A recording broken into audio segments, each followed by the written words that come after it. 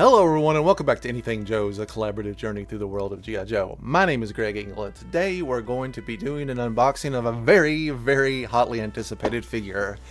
It's Crystal Ball. If you've not been following the drama around the Crystal Ball figure, I envy you because it's been a bit of a nightmare of late, and I want to talk about it just a bit here at the top.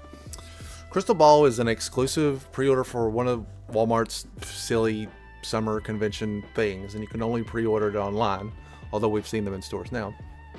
And it was a bit of a nightmare. It sold out right away, and when it first went up, I was not able to get it, and I was bummed about it then. There's been some tough pre-orders of late. At a certain point, and I don't have the exact day, but probably 60 to 90 days away from now, the pre-order window opened back up briefly, and I was able to get back in, which might anger some of you immediately, because the reports that I had seen online were people that pre-ordered it on day one were getting cancellation notices, no rhyme or reason to it. This is just gossip, but somebody had said that Walmart fulfills pre-orders from the most recent to the earliest, which it sounds insane, but this is Walmart we're talking about.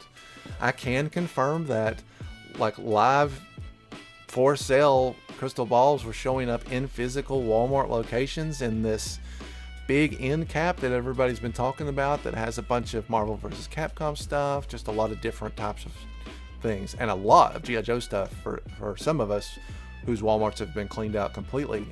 A big surprise. So I had been sweating this, I'm not gonna lie. I already started looking at secondhand prices to see because I really wanted him.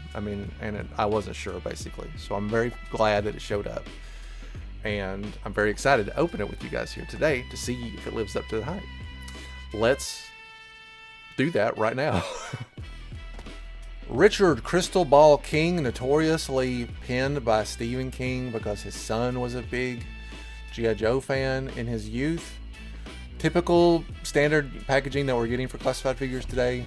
Crystal Ball is figure number 159. That is a pretty sick piece of art. I will have to give him credit there. Here it is on the back. We can see that you can see his mask. You can see he's got some like Romanian tattoos. His shield is equipped. I don't know what this little guy is back here, but I'm interested in hearing more about it. And then just some other stuff back here. That's probably one of the Grim Vipers. I can't really make out the details on it. Anywho, and then some legal crap at the bottom. QR code, reused art, and these weird, whatever qualities of him. Pretty straightforward. Let's get inside and see what's going on. Crystal Ball is one of the first figures I've seen in a very long time that actually has accessories attached to the inside of the box. And while I don't think many of you would miss this, it's worth pointing out in an unboxing video that if you missed them, you might try there. Yeah, this figure's pretty amazing. Let's take a look at him up close. We've got this like Vincent Price likeness on his head. Just an amazing amount of detail work. Look at those eyes. They're like almost glowing with no effect at all. And he's almost got like this weird fangish overbite. Great use of gray in the hair. Got that like mullet vibe going on in the back. Big fan of that. Got some like a Uncle Scrooge's lucky dime around his neck, and Magic at Dispel over here, and some kind of like a little crystal. Here's his overcoat slash vest. You can see that he's got his brown shirt on underneath. He's got some of course it wouldn't be a classified figure if you didn't have a bunch of tattoos. We got some tattoos on the chest. Get you a closer look at that. His same gold, we don't really know what this means, but it's faithful to the V1. Cool, Bill Cipher from Gravity Falls belt buckle. Got all the great occult nods going on here. Cool shoulder pads. Here's another tattoo on the side. Just a lot of kind of constellations and horoscope type stuff that you kind of expect from him.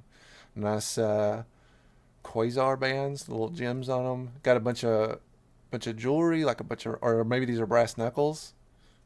Either one seems believable. And then this hand, which is completely different, is got a complete glove on it, which I'm thinking is maybe to hold the globe. We've got a different tattoo on this arm, which goes around to the side. A lot of great detail in this. Another big high mark is the overall feel of the figure and posability. We've got our standard butterflies, we've got our double joints, great range, very bendable out of the box. It's something that more people should rate it on. Um, the overcoat has these weird, like, they're not connected, but he has a separate set of shoulder pads that are intended to go with them. Gray pants. We got his long overcoat, which I like a lot. All the like detail on this and the fur lining. Big fan of all of that. Just the regular gray pants. He's got a gun holster, which we'll look at in just a second. His black boots. Yeah. Let's see how these legs bend. The ultimate test of a classified figure. Ugh. Not bad, not bad. These are getting better, man. I complain about them a lot. Not bending out of the box, but we're getting there. So good range there. And same with the foot. Nice and wiggly. Everything we've come to expect from a classified figure, he's got it. What about what he comes with?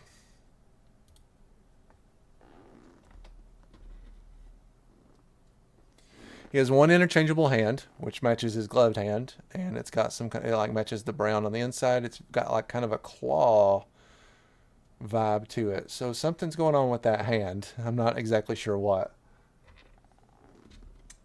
Here's the gun that goes in the holster. It is very like 6-shooter, but it's got just a little bit of this like a steampunk or something that matches his vibe. I don't really know what that's supposed to be coiled around it.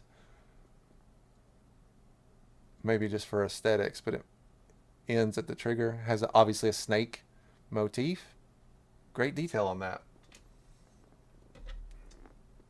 Here's his amazing spirit sword, which looks like just a hilt, essentially. And then I guess he manifests the blade using his spirit energy, which I'm a big fan of. Designed, I'm assuming, for that gripping hand is this globe, which has a skull inside, or something similar.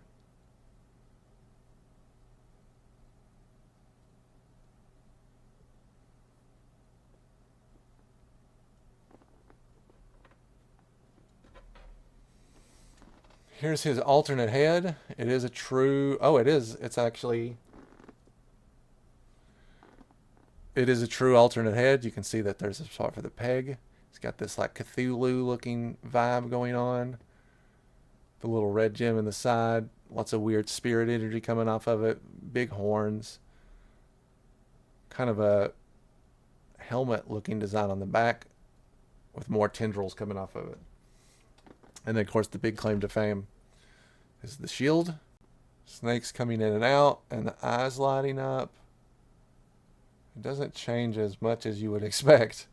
And it's more of an up and down thing too, as opposed to standard magic motion stuff, which is kind of like left and right. Looks way cooler in person, is kind of hard to capture on film. That's actually not bad.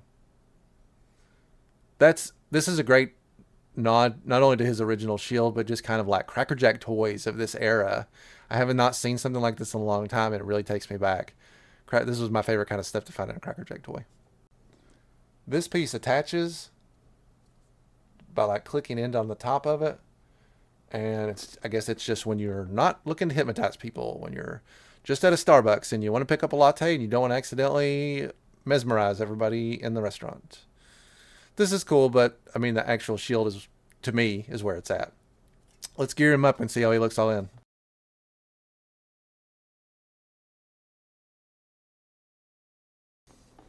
Some notes on gearing up. I had hoped to have him display in his like little globe thing. It does not look like it's intended to be held in the hand, even though it has a bit of a flat base. I guess it's just for display purposes. So just a note, unless you know how to make him hold it, and for display, I got to put him in a cabinet. This is how I've chosen to gear him up since the globe won't work. I forgot to show the other side of the shield, which also has great detailing on it. And you can see how it attaches. This part you can just kind of flop over, and then this part you can put his hand in. I've chosen to use this hand even though he won't hold the globe because I think it looks cooler, more ominous. I'll probably just have him pose something like this. I might put his sword up in the air. I didn't want to use the alternate head because I think it's cool, but it seems more like an ultimate, not something he would display with all the time. And also, I want him to be easily recognizable as Crystal Ball to the average person. This figure's awesome, and I'm extremely stoked about it.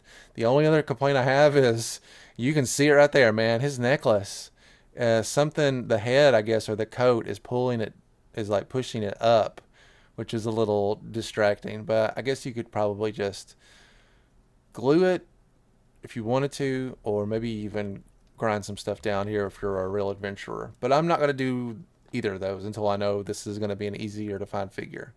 Let's see how Crystal Ball looks compared to his past versions, his previous incarnations. Crystal Ball is yet another figure that we only got like one version of in each iteration of the G.I. Joe line. And this, of course, is the original. He has his iconic, look at that shield. Isn't that awesome? Oh man, this is probably one of my favorite G.I. Joe accessories of all time. I used to play with this thing endlessly as a kid. Subscribe to Anything Joe's. Ring the bell. Leave a comment. Obey Hypnotoad.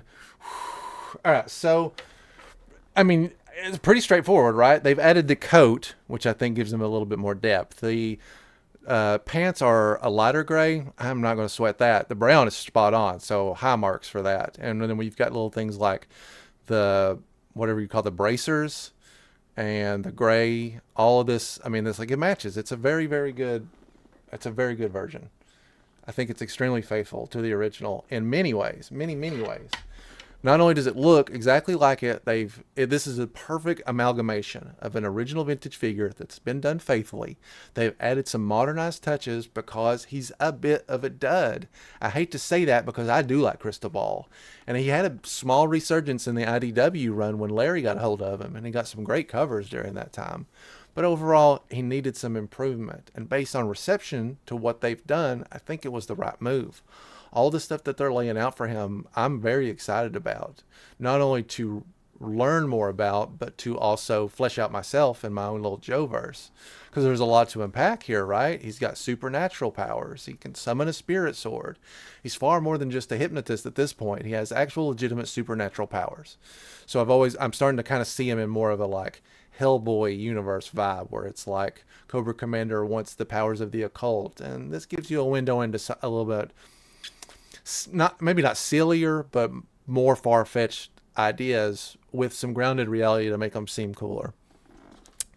There's only one modern Crystal Ball to compare him to, and I have him unopened because FSS figures are hard to open sometimes, but based on their value. This is not a great FSS figure, I've got to be honest. Now, props for the shield, props for the art. First of all, it looks just like the original. If it's not, the shield is great. The shield looks just like the original shield and is super cool. But look at that mug and that odd neck. It looks a little bit more like Kraven the Hunter, the movie version. But it's, I mean, better than nothing, and because that's where we were at the modern line at this point. But it's nice to see where he's been and where he's come to, and it looks like he's come to the peak of his career. I would love to hear people's thoughts on Crystal Ball's new power set, these upcoming Grim Vipers. How does he function in the Cobra universe now? How are you planning on using him? And what are your overall thoughts on this figure? I gotta say, he was definitely worth the nighttime sweats and anticipations because I love him. And if you didn't get him, don't give up hope. Check your local Walmarts, refresh that listing whenever you can think about it, or ultimately hold on to what will certainly be a reissued retro release that will not be substantially different. The key to this line is truly to be as patient as possible, and you will almost certainly always be able to get what you want, with the exception of some exclusives. Not this type of exclusive, I'm talking about San Diego Comic-Cons. That's just my advice. If you've got advice for finding figures that are hard to get, I'd love to hear that too, actually. Jaron would especially appreciate it because he's only buying stuff in stores. He's not ordering these online. So I don't know where he's going to be at with this. Anyway, that'll wrap it up for this review. Thanks so much for watching. You can reach us directly at anythingjoespod@gmail.com. You can find us on most social medias at anythingjoespod, and we would love to hear your thoughts on just about anything Joe's related. That's going to do it for us today. We'll look forward to talking to you again next time, where anything's available for discussion here on Anything Joe's.